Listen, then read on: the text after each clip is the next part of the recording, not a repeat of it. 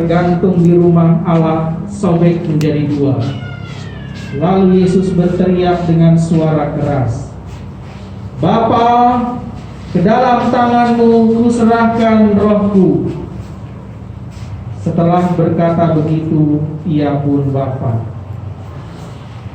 Ketika perwira pasukan melihat apa yang sudah terjadi, ia memuji Allah, katanya, "Benar, orang ini orang baik." Demikianlah sabda Tuhan. Terpujilah Kristus.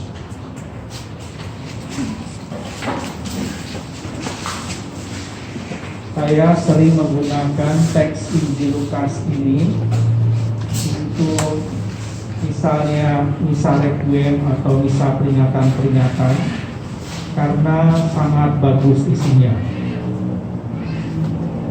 Kalau kita lihat pada bagian terakhir Yesus, ketika Yesus wafat, barulah ada orang yang mengatakan secara eksplisit siapakah dia. Sebelum-sebelumnya nggak ada. Dan tadi kita mendengar dari Injil Lukas bab 24, itu berarti bagian terakhir, hampir selesai. Bayangkan 24 bab itu ngapain aja, baru akhirnya cuma mau mengatakan siapakah Yesus itu. Gak taunya keluar kata-kata itu dari orang yang disebut orang kafir, kepala perwira. Dia yang gak percaya siapa itu Yesus, tapi justru dari mulut dialah keluar kata-kata.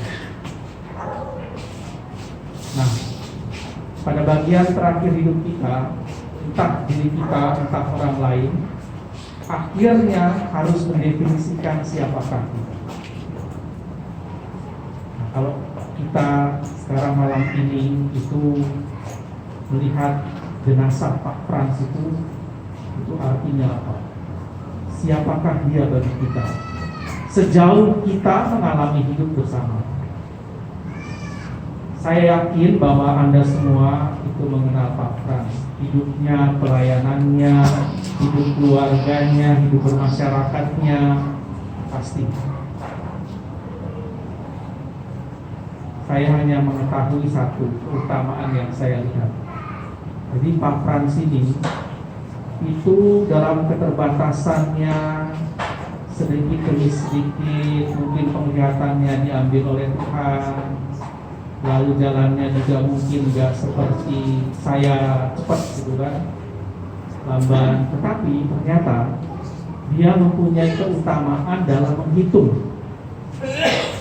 Nah, seringkali saya melihat Pak Frans itu bersama lingkungan itu ngitung uang kolektor. Dan saya lebih dari satu kali saya rasa saya ikut mendampingi, kalau anggota DP yang nggak ada saya dampingi. Saya lihat Pak, jadi orang sibuk pakai kalkulator, Pak Frans itu nggak perlu pakai kalkulator. Dan dia sangat rapi, tulisannya bagus banget dan tepat hitungannya. Nah ini mungkin karena orang-orang zaman dulu tuh seperti itu juga. Bapak saya juga sama itu, kalau kerja di Strada itu juga orang zaman dulu itu nggak pakai kalkulator. Jadi kalau mau ngitung itu semua di atas meja, lalu dia hitung semua, selesai. Sampai orang-orang dulu ini kok bisa hitung cepat banget. Nah Pak Frans itu punya keutamaan.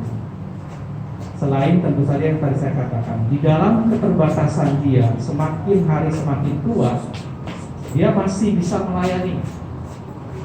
Nah itu yang kadang-kadang kita, dan pelayanan kan sangat sederhana kan, ikut serta dalam lingkungan, hitung duit kolektor susah.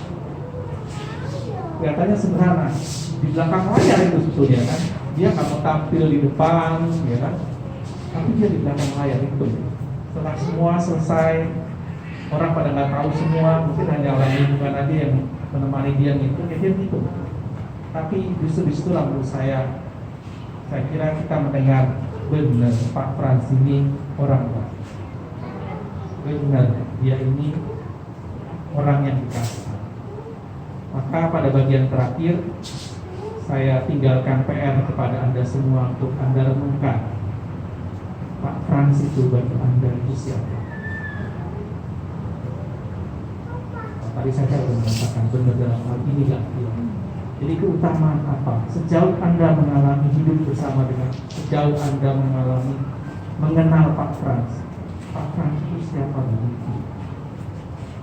Dan itulah spirit, itulah yang harus kita.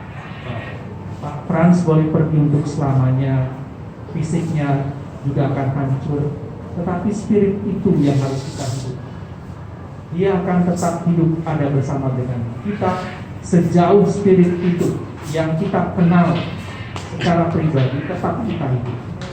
Dan spirit itu akan ada banyak sekali kan? Sejauh 27, 30, 40 orang yang hadir di sini. Kalau setiap orang bisa mendefinisikan siapa Pak Frans, maka spirit 40 orang itu akan hidup. Itu yang kita mohon dari Tuhan. Kita ingin bersyukur pada Pak Frans dan keluarga. Dengan harapan itu mari kita melanjutkan perayaan Ekaristi dengan persembahan yang kita iringi dengan lagu persembahan. Lagu persembahan